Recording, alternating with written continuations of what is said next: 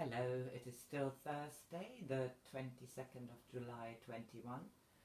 I have read this morning chapter 5 of Life in the World Unseen by Anthony Borgia, and that was a lovely chapter to read, and I want to get on with the chapter number 6 because it is going to be a short one, but maybe not one of the nicest ones of this book, which describes the afterlife. The details are in the description. Chapter number 6, The Lowest Realms. There is a very bright and beautiful sphere of the spirit world which has been given the picturesque and most apposite title of the Summerland. The dark regions might almost be called the Winterland, but for the fact that the earthly winter possesses a grandeur all of its own, while there is nothing but abomination about the lower realms of the spirit world.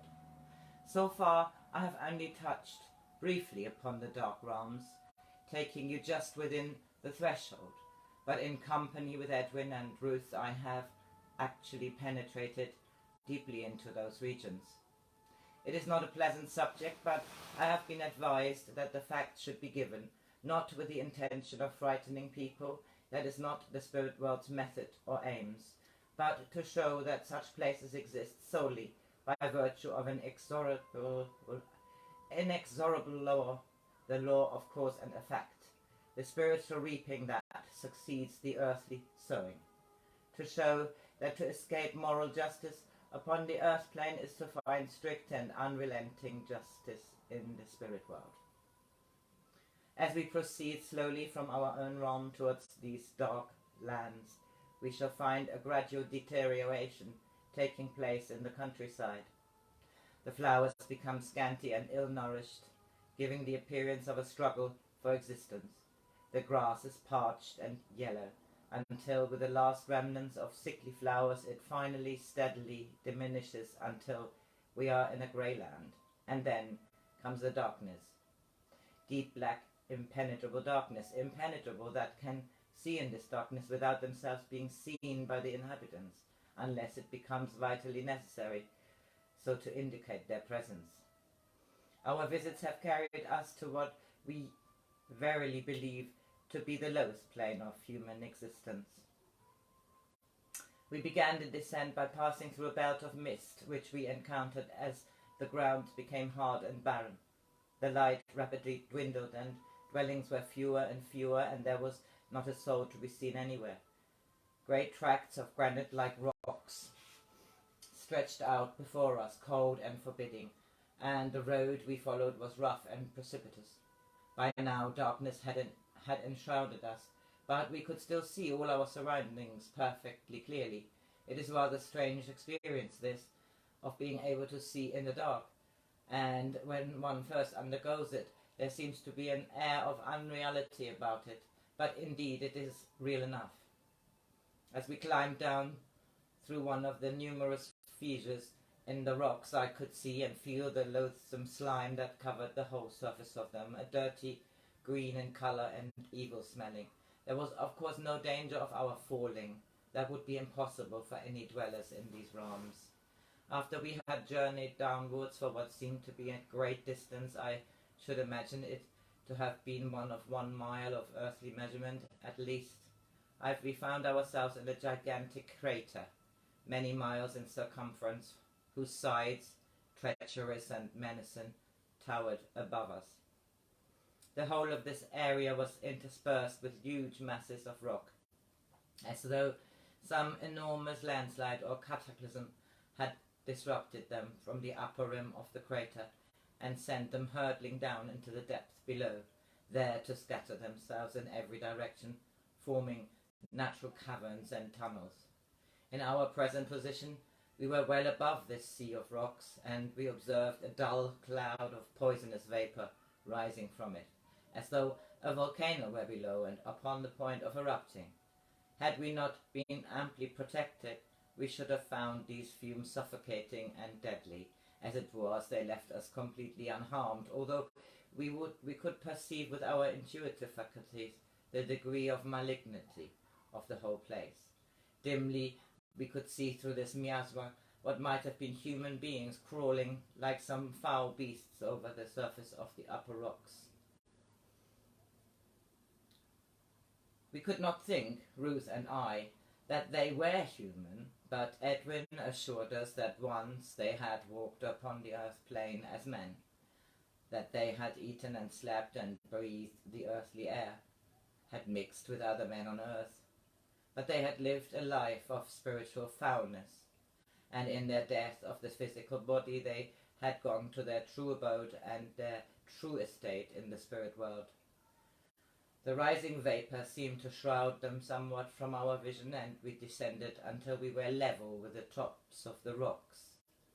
As I had expressed my willingness to be taken by Edwin whithersoever he thought would be best benefit my purpose, and as I knew I would be able to withstand whatever sights I saw, we moved nearer to some of these creatures of hideousness. Ruth was accompanying us, and needless to say, she would never have been permitted to enter these noxious realms had it not been known without any shadow of doubt that she was fully capable of the highest degree of self-possession and fortitude. Indeed, I not only marvelled at her composure, but I was profoundly thankful to have her by my side. We walked closer to one of the subhuman forms that lay sprawled upon the rocks.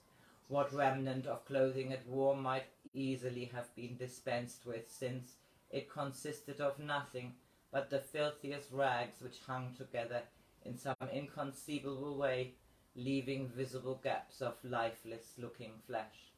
The limbs were so thinly covered with skin that one fully expected to see bare bones showing forth. The hands were shaped like the talons of some bird of prey, with the fingernails so grown as to have become veritable claws. The face upon this monster was barely human, so distorted was it and malformed. The eyes were small and penetrating, but the mouth was huge and repulsive, with thick protruding lips set upon a prognathic jaw and scarcely concealing the veriest fangs of teeth. We gazed earnestly and long at this sorry wreck of what was once a human form, and I wondered what earthly misdeeds had reduced it to this awful state of degradation and degeneration. Edwin, who was experienced in these sights, told us that in time we should gain certain knowledge in our work which would enable us to read from the faces and forms of these creatures what it was that had reduced them to their present state. There would be no need to accost them to find out at least some of their life story, for there it was written for the experienced to read. Their very appearance too would be a safe guide as to whether they needed help or whether they were still content to abide in their sunken state. The object that was now before us, said Edwin, would warrant little sympathy as he was, because he was still steeped in his iniquity, and was obviously showing not the least sign of regret for his loathsome earthly life. He was dazed at his loss of physical energy, and puzzled in his mind to know what had befallen him. His face showed that, given the opportunity, he would continue his base practices with every ounce of power that remained to him. That he had been several hundred years in the spirit world could be seen by the few tattered remnants of his garb, which bespoke a former age, and he had spent the greater part of his earth life inflicting mental and physical tortures upon those who had the misfortune to come into his evil clutches. Every crime that he had committed against other people had at least reverted to and descended upon himself. He now had before him, he had done so for hundreds of years, the indelible memory of every act of evil he had perpetrated against his fellows. When he was upon earth, he had acted under a false pretense of administering justice. In very truth, his justice had been nothing but a travesty, and now he was seeing exactly what true justice really meant. Not only was his own life of wickedness continually before him, but the features of his many victims were ever passing before his mind, created out of that same memory which is registered unfailingly and ineradicably upon the subconscious mind. He cannot ever forget, he must always remember, and his condition was aggravated by the anger of feeling like a trapped animal. We stood together, a little group of 3, but we could not feel one tiny vestige of sympathy for this inhuman monster. He aroused none within us. He was receiving his just merits, no more, no less. He had judged himself and condemned himself, and now he was suffering the punishment he had solely and entirely inflicted upon himself. Here was no case of an avenging God inflicting code and punishment upon a sinner. The sinner was there, truly, but he was the visible manifestation of the unalterable law of cause and effect. The cause was in his earthly life, the effect was in his spirit life. Had we been able to detect one tiny glimmer of that light, it is a real light that we see, which is an unmistakable sign of spiritual stirring within, we might have done something for this soul. As it was, we could do nothing but hope that one day his dreadful being would call for help in true earnestness and sincerity. His call would be answered unfailingly. We turned away, and Edwin led us down through an opening in the rocks onto more or less level ground. We could see at once that this part of the crater was more thickly peopled, if one can use the term people, of such as we saw there. The inhabitants were variously occupied. Some were seated upon small boulders and gave every appearance of conspiring together, but upon what devilish scheme it was impossible to say. Others were in small groups penetrating unmistakable tortures upon the weaker of their kind, who must in some fashion have fallen foul of their tormentors. Their shrieks were unbearable to listen to, and so we closed our ears to them firmly and effectively. Their limbs were indescribably distorted and malformed, and in some cases their faces and heads had retrograded to the merest mockery of a human countenance. Others again we observed to be lying prone upon the floor, as though exhausted from undergoing torture, or because of expending their last remaining energy upon afflicting it, before they could gather renewed strength to recommence their barbarities. Interspersed throughout the great area of this dreadful region were pools of some sort of liquid. It looked thick and viscid, and inexpressibly filthy, as indeed it was. Edwin told us that the stench that came from these pools was in keeping with all else that we had seen here, and he advised us earnestly not to dream of testing the matter for ourselves. We followed his advice implicitly. We were horrified to see signs of movement in some of the pools, and we guessed, without Edwin having to tell us, that frequently the inhabitants slip and fall into them. They cannot drown because they are as indestructible as we are ourselves. We witnessed all manner of bestialities and grossness, and such barbarities and cruelties as the mind can scarcely contemplate. It is not my purpose, nor my wish, to give you a detailed account of what we beheld. We had by no means reached the very bottom of this foul pit, but I have given you quite sufficient details of what is to be found in the realms of darkness. And now you will ask, how does this all come about? How or why are such places allowed to exist? Perhaps the matter will become clearer when I tell you that every soul who lives in those dreadful places once lived upon the earth plane. The thought is dreadful, but the truth cannot be altered. Do not think for one moment that I have exaggerated in my brief description of these regions. I assure you that I have not done so. I have, in fact, given you an understatement. The whole of these revolting regions exist by virtue of the same laws that govern the states of beauty and happiness. The beauty of the spirit world is outward and visible expression of the spiritual progression of its inhabitants. When we have earned the right to possess things of beauty, they are given to us through the power of creation. In this sense, we can be said to have created them ourselves.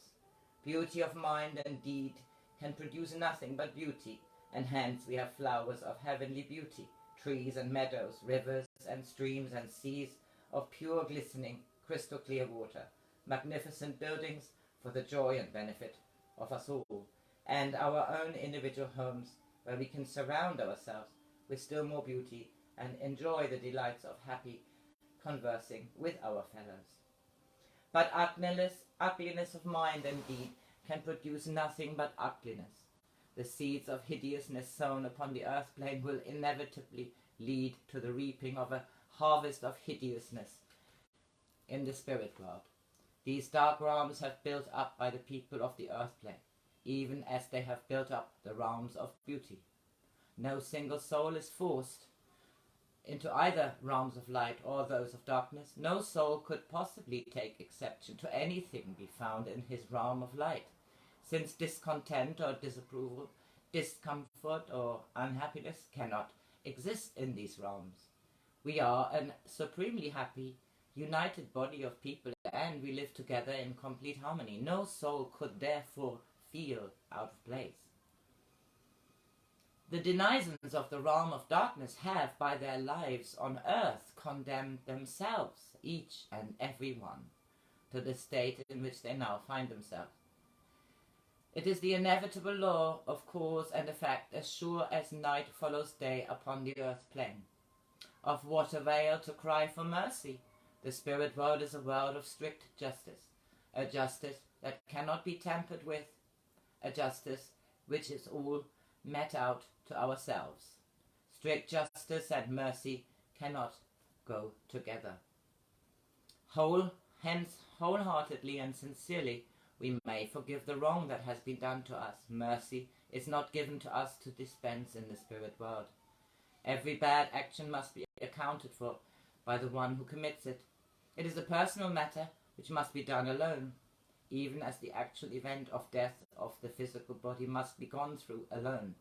No one can do it for us, but by the great dispensation upon which this and all worlds are founded, we can and do have ready and able assistance in our tribulation.